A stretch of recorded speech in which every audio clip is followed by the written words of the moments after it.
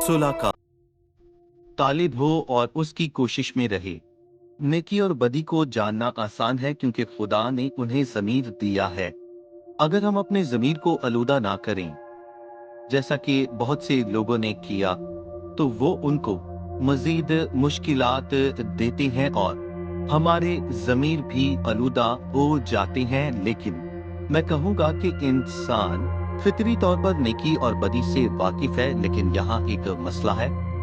मैं नेकी को जानता हूँ लेकिन नहीं जानता कैसे करूँ, और बदी को भी जानता हूँ लेकिन ये नहीं जानता कि उससे किनारा कैसे करूँ। इसीलिए 14वीं आयत नेकी के तालिब हो, चौथी और छठी आयत खुदा खुदा के उनके तालिब तालिब हो। यानी कि जब हम नेकी के तालिब हो पर ये नहीं जानते कि इसे अमल में कैसे लाएं, और हम गुनाह पर गुनाह करते रहते हैं, तो हमें चाहिए कि हम खुदाम के तालिब हों।